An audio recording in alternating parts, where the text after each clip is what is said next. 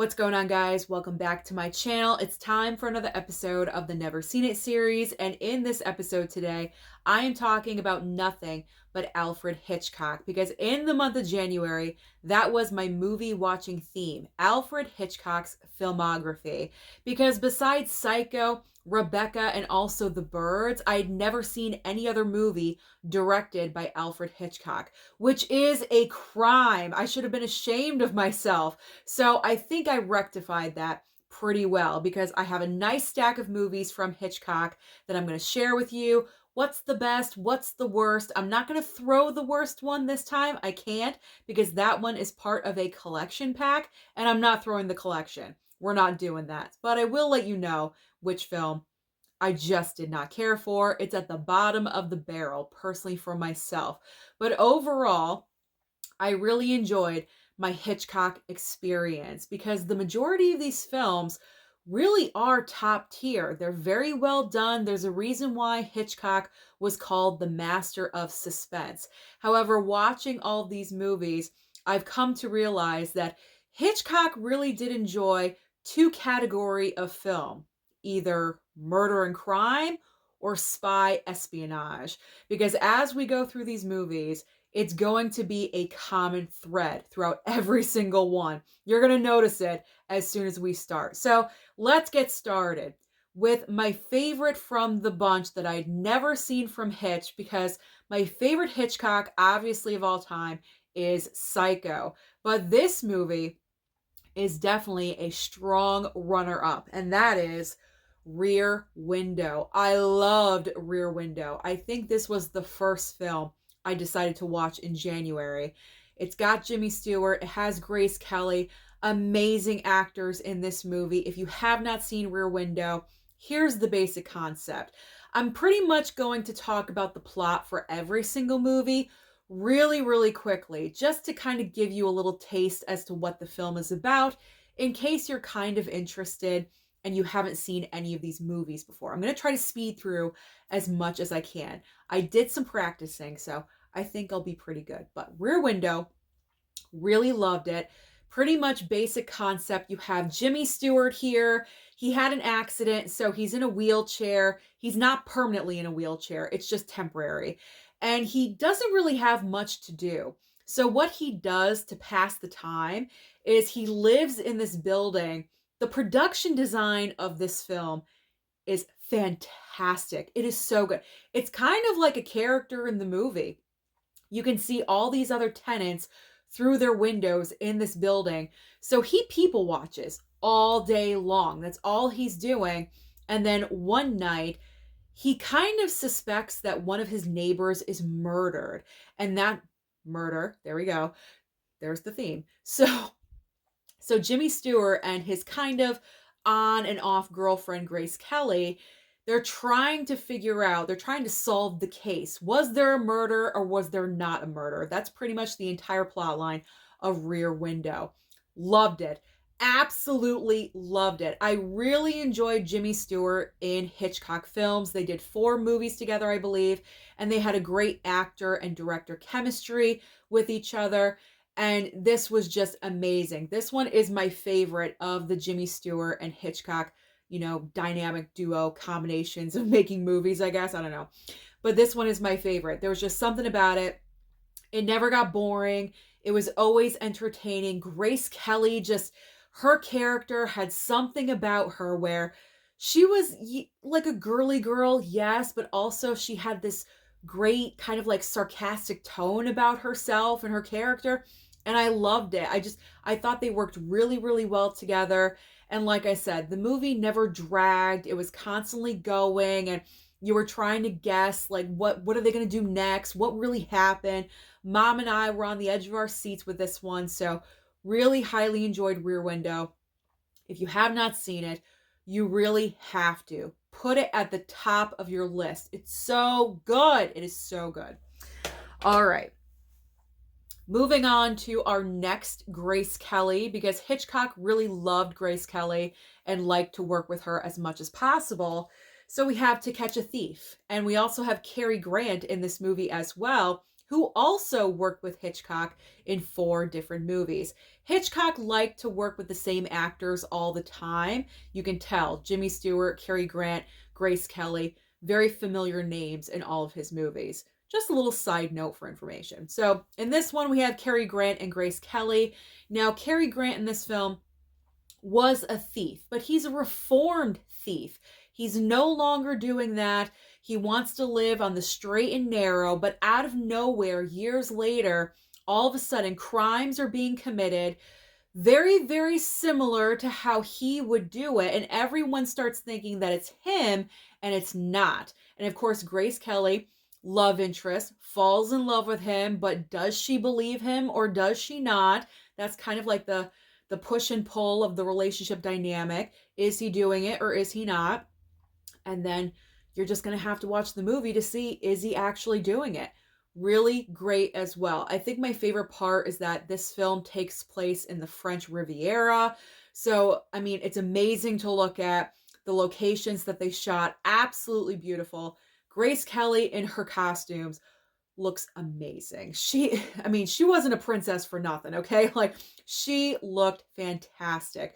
This movie, definitely worth watching as well. I highly recommend. It's not on my top favorite, but it's very close. It's very close. Very, very close. Highly enjoyed that one too. Okay, so the next movie is probably the film besides Psycho that Hitchcock is, I guess, most critically known for, because this movie was a complete smash. Everyone loved it when it came out. And that is North by Northwest. North by Northwest. This film came out, and then right after this movie, Hitchcock was looking for something else to do, and that's when he came across Psycho, and he wanted to create Psycho. So it was North by Northwest and then Psycho. But North by Northwest, there we go, starring Cary Grant yet again. So Cary Grant is accused of, hold on. I always get confused. If I'm looking at the backs of these, it's just because it's been about a month since I've seen these. So hold on. I have to refresh my brain. 1 second. So this falls into like the spy realm, the spy movies that Hitchcock likes to do. So Cary Grant's character is mistaken for a spy, but he's not. So he goes on the run, and pretty much he has to clear his name. That's an ongoing theme in a lot of Hitchcock films. Of course, he meets a woman. Can he trust her? Can he not? It's kind of, twisty, double spy situation. Like, he doesn't know what to do. But this is a great movie. It is on the longer side. I think this one's like 2.5 hours. I was kind of feeling the runtime just a little bit, but I was constantly entertained. It never got boring at all whatsoever. And it has the iconic scene right here on the front with Cary Grant running away from the plane that's trying to kill him. I mean, that's not a spoiler or anything, but that iconic scene, everyone knows that from North by Northwest. But I really enjoyed this one as well. Probably his best out of all the spy movies. I would definitely put North by Northwest as the best spy film. So this one is a must watch. Anyone that's brand new to Alfred Hitchcock, you got to go with North by Northwest. I enjoyed that one. All right, so now we are getting into the quadruple pack that I picked up off of Amazon, all on Blu-ray. Here we go. I picked this one up on sale for, I think, $19, and it was so well worth it because this is a great movie collection. There is not a bad movie in the bunch. So we have The Wrong Man, Suspicion, I Confess, and Dial M for Murder. It's kind of difficult to point out a favorite because The Wrong Man wouldn't be my favorite. That would probably be 4th out of the list. But I'm really torn because the other 3 are just so strong. I can't pick a favorite, but they're all good.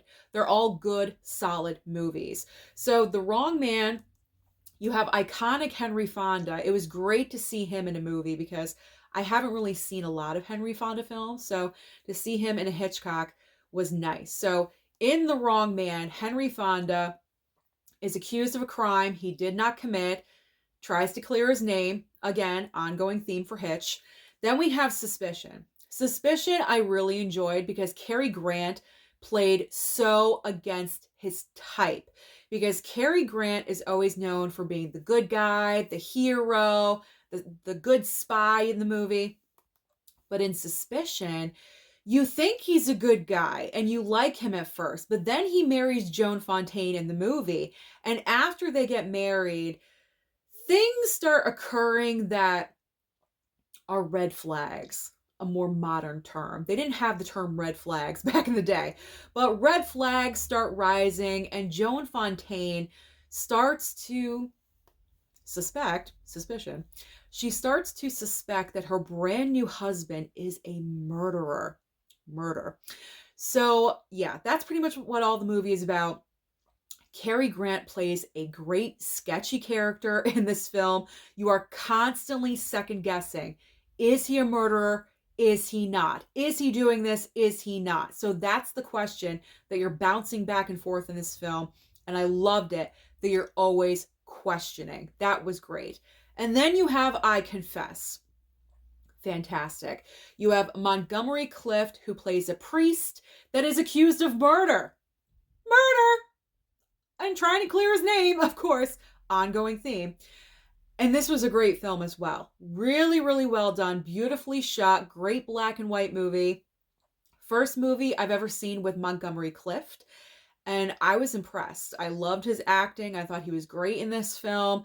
There's twists and turns. There's backstories and everything. So if you like a nice juicy movie with some, some heavy background to like support the current storyline, I Confess is for you.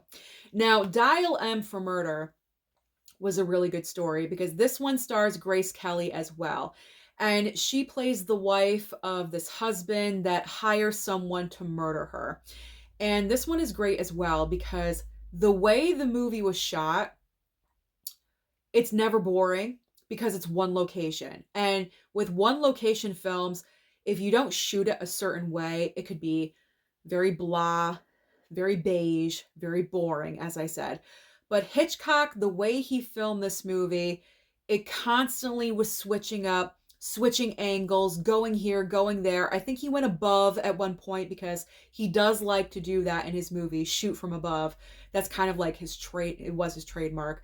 So it never got stale. It never got stale, and that's what I loved about it. And I really enjoyed all of these. Like I said, The Wrong Man, not so much as the other three, but I still really enjoyed it because by the time I saw The Wrong Man, it was kind of like the same movie, the same storyline over and over again. So I was kind of getting bored with that, but I still enjoyed the movie because of the strong performances, in particular with Henry Fonda. So if you can pick this one up, definitely do pick this one up. It's so worth it. So yes, get this, get all of these. Those are necessities if you want to watch Hitchcock. Okay, now let's get into some criterions. I have 3 Hitchcock criterions, starting with Notorious. This one stars Cary Grant as well.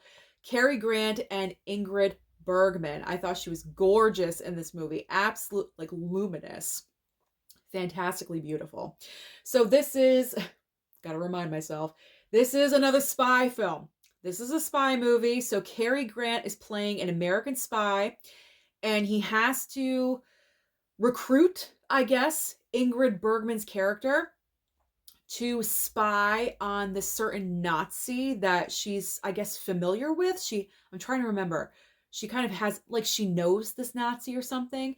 And so he's trying to recruit her to get close to the Nazi so that way she can feed information from the Nazi to the American spies. That's pretty much what the movie's all about. Again, twists and turns in this movie, things you don't see coming. It's a solid film. It's not my favorite. It's not in my top 5. I'm not even sure I'd put it in the top 10, but it's definitely in like the upper half of the Hitchcock filmography. I enjoyed this one. Great black and white movie. Nice and cozy. You know, watch it late at night with a blanket. Good solid watch. So I do recommend this one as well.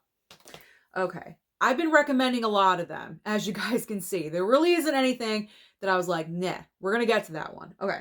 There's really only one. We're like, yeah. Okay. The 39 Steps is next. I gotta remind myself. Okay. This is another spy film, another spy movie from 1935. So this is an oldie but a goodie. And this is a spy film. Yeah, okay, that's the problem with this movie is that right off the bat, I don't remember the plot. And I'm reading the back of this and it's still not coming to me.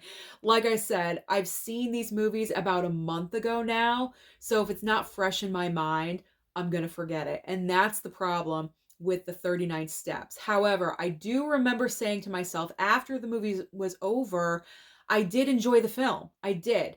Nice black and white spy movie. You know, typical spy film. There isn't anything about the movie that makes it really stand out in my mind. So that is the problem for me. So do I recommend? I can't necessarily say I recommend this one, but if you love Hitchcock and you want more and you haven't seen the 39 Steps, then yes, absolutely watch this film. But it's not bad. I don't remember saying, oh, that's an awful movie. I never said that. So if you want to watch more Hitchcock, go for this one. Am I selling it? I don't know. I don't know. There's really nothing else to talk about with that movie. Okay. The last criterion, Foreign Correspondent, another spy film. Is the spy? It's an espionage thriller. So yeah, it's a spy thriller. This one actually, I did not know, was nominated for Best Picture in the same year as one of Hitchcock's other movies, Rebecca. Has that ever happened again in history? I'm not sure. I'm going to have to look that up, where the same director has two different films nominated in the same year. That's pretty amazing. And that's a testament to how fantastic Hitchcock was as a director. Why he never won Best Director, I have no clue, but at least he had two movies going up for Best Picture in the same year. So kudos to Hitchcock for that. But getting onto this plot line in a nutshell, we have a reporter, the foreign correspondent, hence the name of the movie. A reporter is hired to go overseas to report about the war that's coming, the imminent war that is, on the horizon, if you will. And stuff happens. There's an assassination attempt, and there's plot twists and turns, your typical spy espionage from Hitchcock. There's, always something going on, never boring. I enjoyed it. I did. I enjoyed it for what it was, but I mean, I can honestly see why Rebecca won Best Picture over Foreign Correspondent, because I do believe that Rebecca is the better film. So Foreign Correspondent, I do remember saying, yes, I enjoy this movie, but it's not the most rewatchable Hitchcock for me. If I'm going to watch Hitchcock, if I'm in the mood, I'm grabbing Psycho. I'm grabbing, Rear Window or North by Northwest. I wouldn't be grabbing Foreign Correspondent right away. You know what I'm saying? You know what I'm saying? You know. But I still enjoyed it. Great black and white movie, fantastic performances, all that stuff. But it wasn't like in the top 10 of Hitch. Okay, I'm just going to say Hitch. We all know. We all know who I'm talking about. All right, so now we have left the two movie collection or the 4K collection box sets that I have. Volume 2 and Volume 3. So we're going to start with Volume 2. And Volume 2, I pretty much enjoyed every single one of these. And I'm taking it out of the box because if I just show you the box set the entire time, you're going to be bored. And plus, the inside of these is nice to look at. So why not have something nice to look at? Plus, it's going to help me remember all the plot lines of these movies. So we have Saboteur. I wasn't really sure how I was going to feel about this one, but I actually really ended up enjoying it because you have this guy here, this guy right here. My finger went, bleh. All right, this guy right here, our main character. He is accused of arson, the saboteur, if you will. He's accused of being the saboteur at his workplace. A fire breaks out. It actually kills one of his best friends. And he's the accused. So he goes on the run to what? To clear his name. That's right. Because that's what everyone does in a Hitchcock film. they clear their names. So that's the main plot line of this one. I enjoyed it. Like I said, I didn't think I was going to as much as I did, but I had a good time. I wasn't really sure about this pairing though. She kind of got on my nerves a little bit. What's her name? I don't even know her name. Priscilla Lane? Was she that famous? Do we know her? Do we know? I don't know. I don't really know her from anything else, but she was kind of getting on my nerves just a little bit. All right, the next movie to talk about is Shadow of a Doubt. Now, I really enjoyed this one because this is a family drama where murder is involved. So we're going back to murder. And we have our two characters here, uncle and niece. And they kind of have this bond with each other because they share the same name. And so she thinks that's like a special connection between the two of them. And he comes to visit back home to visit the family. He hasn't been home in a while, and she's so looking forward to seeing him. Well, her happiness fades because as the story goes on, she begins to suspect that her uncle is a murderer. And it's kind of like, did he do it? Did he not do it? And you're kind of like going back and forth. And so this one I enjoyed more than Saboteur, but I enjoyed them both. They're both on like the same level, but you know, Shadow of a Doubt kind of inches out Saboteur just a little, a smidge, just a smidge, but I enjoyed that one too. See, aren't you glad I'm doing this? Otherwise, you'd be so bored just looking at a box. All right. The next movie, I think this is the only true blue comedy that Hitchcock ever did. And that is The Trouble with Harry. I could be wrong. I could be mistaken. I know there's other Hitchcock films out there. But The Trouble with Harry is a true blue comedy. Pretty much you have a corpse in a field or in the woods or something. And people keep stumbling across the dead body and they like have connections to the dead body and they're kind of wondering like, what do we do with it? It's like they don't know what to do with the dead body. Do we bury it? Do we hide it? Do we put it in the bathtub? Like, what are we doing with the dead body? It's kind of like Weekend at Bernie's was inspired by The Trouble with Harry. I don't know. This was a fun one. Kind of ridiculous, obviously, but sometimes you just need utter ridiculousness. And this was fun to know that this was a Hitchcock movie. So, and Shirley MacLaine is in this, a very young Shirley MacLaine. And I thought that was awesome. So that one was fun. All right, next up is Marnie. Marnie is with Sean Connery and Tippi Hedren. Now, Tippi Hedren was also the star in The Birds, just so you guys know, for reference. This one kind of towards the bottom for me. I got to be honest. Not the bottom, not rock bottom, but I would put Marnie in the bottom 5 of all of the Hitchcock that I've seen so far in my life. The basic plot of this one, I got to read it for a second. Oh, that's right. Marnie here is a compulsive liar and a thief, okay? She has plans. She always needs to escape and get away. So she like gets a job, she robs her job, and then she moves on to the next. And she recycles and repeats and does the same thing over and over and over again. So she gets this job in a new place. Sean Connery is the boss. And she plans on robbing it as she has been, but then what happens is she falls in love. Well, not really. He kind of falls in love with her more. You know what I'm saying? He falls in love with her like love at first sight. She's like, I'm not really that into you, but I'll go with it. You know, like that's the impression I got. So she winds up in a relationship with him and it just gets all weird. And like there's a lot of information from her past that comes to light that explains her behavior and why she's acting a certain way. It's very complicated. It's a very complicated movie.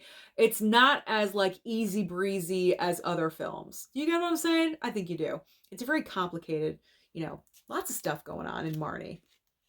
A lot of psychological stuff is going on in Marnie. And Hitchcock's final film that he ever did is Family Plot. And that was in 1976 because Hitch passed away in 1980, the year of my birth. So now I'll always remember that date because it was the year I graced the planet. The year I was born, 1980. So Family Plot, here, I'm going to hold it like this because my hand's getting tired. All right. So Family Plot is the ring light. is another comedy, but it's not a like direct comedy like The Trouble with Harry. What's great about Family Plot is that you have the comedic element, excuse me, brought out by Bruce Dern and his girlfriend in the movie that plays a psychic. Their relationship is the comedic relief. Anytime they're on screen together, you're having fun. You're having a good time. You're laughing. In particular with Bruce Dern. He made me laugh so many times. And then you have the other couple in the movie that are the thieves. They are the criminals. And eventually, at some point in the film, both couples cross paths with each other. That could have been a tongue twister, and I avoided it, thank God. I enunciated just perfectly. And they cross paths with each other, and stuff happens. I don't want to reveal everything because that'll kind of spoil the movie for you. But it's not Hitch's strongest movie, but I thought it was good. I thought it was good. I was entertained by it, and that's all that matters. So I really enjoyed Family Plot. I know some people don't really prefer it. They don't really enjoy it, but I did. And that's all that matters. So that is the end of the Volume 2 collection. Okay. So now finally, let's get into Volume 3. The weaker films. The weaker films are in here. And I will let you know which ones they are. Okay. That's all I gotta say. It's all I gotta say. Look, here's what it looks like. Look at that. That looks amazing. If you guys are interested in buying this. Okay, so we're starting off with another Jimmy Stewart with Rope. We're back to murder, people. Okay, so Rope, you have Jimmy Stewart. Now, these two guys on either side are former students of Jimmy Stewart. And right in the beginning of the movie, they murder one of their friends. That's not a spoiler. That's like known. Okay, this movie's been out since 48. Okay, it's not my fault. It's not my fault if you don't know. Okay, so they murder one of their friends right in the beginning of the movie. And then what's so messed up is that right after they do it, like literally 10 minutes after they murder their friend, they host a party for the murder victim's family and friends. How messed up is that? They put the body in a trunk in the living room where the party is taking place. That's messed up. That's messed up. I'm not really sure why they do it. I think they do it because they want to see if they can get away with it. Or, no, wait. It's coming back to me. I think they do it. Oh, no. That's right. The reason they do it is connected to what Jimmy Stewart said in class. That's right. I'm remembering now. By saying that some people are better than others. And like the weaker should be gone or something like that. Something like that. It's what Jimmy Stewart said in a prior class that like stuck with these two, and like they're going with it. Like it's so off the rails and weird. Again, it could be boring because one location, but it's not, because you do have a very eclectic group of actors in this movie, cast of characters. Once Jimmy Stewart walks into the room and is really a part of the movie, it enhances the film. I am going to say that because it is kind of a little bit, but once, at least for me, once Jimmy Stewart walked into the room, it's like the entire movie was elevated and I was like really, really into it. So I don't know. Maybe I just really enjoyed Jimmy Stewart. It's his performance. I'm not really sure what it was, but I enjoyed Rope. Some people have said it's boring, but I wasn't. I thought it was entertaining. All right, the last Jimmy Stewart to talk about with Hitchcock is The Man Who Knew Too Much. Kind of sounds like a James Bond title, but I thought my disc was coming out. Okay. The Man Who Knew Too Much. So this is about an American couple, Jimmy Stewart and Doris Day. They're on vacation overseas, and all of a sudden they find themselves integrated into this assassination plot, and their son gets kidnapped. And of course, it's about them trying to get their son back, figuring out what is really going on, why are they involved, what's happening, what's going on. It was just okay. I thought it ran a little bit too long. There were a couple of scenes where I was like, is this necessary? They could have cut certain scenes out to make it run smoother, in my opinion. Maybe I'm wrong about that. Do other people feel this way? I don't know. But The Man Who Knew Too Much is my least favorite Jimmy Stewart Hitchcock combination. It just ran a little bit too long. And there were some moments where I was like, you know, can we like speed this up just a little bit? So it's not one of my favorites, but it's not the worst. It's definitely not the worst. I will say that. All right, so now we're getting into the last three movies that just really weren't it for me. I don't know how else to say it. Like I hate to say disappointed, but I am. I'm disappointed by these last three movies. They just weren't really strong Hitchcock films.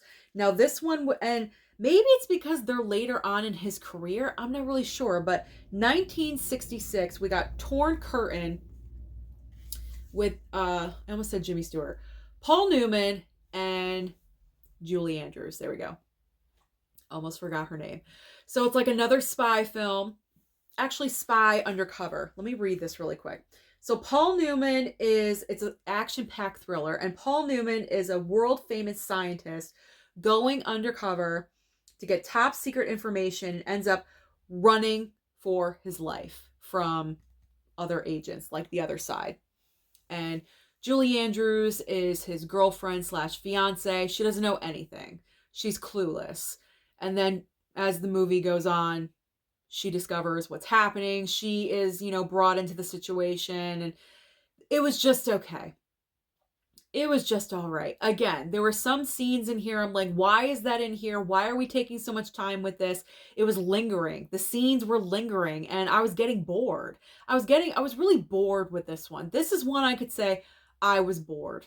I was bored with Torn Curtain. So I cannot necessarily recommend this one to you. Like, you don't have to watch it, but if you're really into Hitchcock, then you're going to want to. Or experience it for the first time. I don't know. All right, so up next is the movie that I would throw if it was a single. Unfortunately, I did not click with Topaz at all whatsoever. I fell asleep during this movie. I think I fell asleep because by the time I got to Topaz, I had seen the same plot line over and over and over again, and I was done. I was done with it. I was bored because, like I said, there's a reason why I said at the beginning of the video, Hitch liked murder or spy espionage. And guess what? Oh, it's another spy movie. It's like, I'm done with this by now. John Forsythe is a CIA agent. CIA, that's a spy. I mean, come on, it's all spies. Who hires a French operative to travel to Cuba, investigate rumors of Russian missiles, and a spy codenamed Topaz. I mean, it doesn't even sound that great. You know what I'm saying? Like, the description doesn't really sound that great.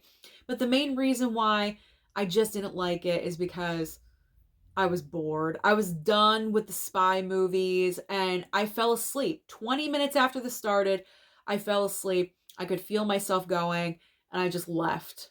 I left. I closed my eyes. I was like, I'm done.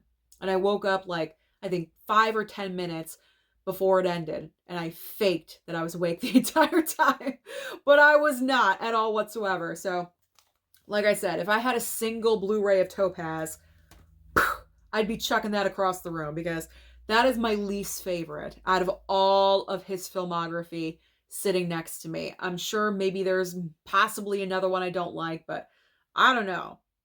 That one was pretty bad. And the last movie we're going to talk about in today's video is Frenzy. Frenzy, we're back to murder. There we go. We're back to murder with Frenzy. It's all about a man. There's a necktie murderer running around killing women with, guess what, a necktie. And there's a certain man that's accused of being the necktie murderer. And guess what? He's not. And what does he have to do? Clear his name. That's right. He has to clear his name because that's what every man has to do in a Hitchcock film. Whether it be a murder film or a spy espionage thriller film, they have to clear their name. Yeah, it's so ridiculous. It's always clearing the name. Yeah, I think I was done with clearing clearing our names when this movie came up, because this was the last movie that I watched. I was done. I was so done because it was just the same type of movie. Again, like with Topaz, but I stayed awake for this one. At least I stayed awake. And it was kind of enjoyable. There we go. It was kind of enjoyable a little bit, but it was kind of basic. It didn't seem like a true blue Hitchcock film. Like I said, I don't know if he was just done, if Hitchcock was just mentally done with his movies later on in life, because that one came out in what? 1972. So this was one of his last movies that he ever directed. And I don't know. Maybe everyone else feels different about Frenzy, but Frenzy for me was just okay. It was just okay. I would put it at the bottom of the Hitchcock rank. I was actually going to rank these, but I decided not to. But if I was to rank these, Topaz would be at the very bottom. Then I would probably put Frenzy right above that, because I don't know, it just didn't really do anything for me. It wasn't over the top great, and the way it ended was weird, and yeah, it was just okay. Just okay. So those are all of the Hitchcock films that I watched in the month of January. Like I said, if I had Topaz, I'd be chucking that sucker across the room. But comment down below and let me know your feelings about Hitchcock films in general, or let me know your favorite Hitchcock film of all time. Don't forget to like and subscribe before you leave, and I'll see you next time.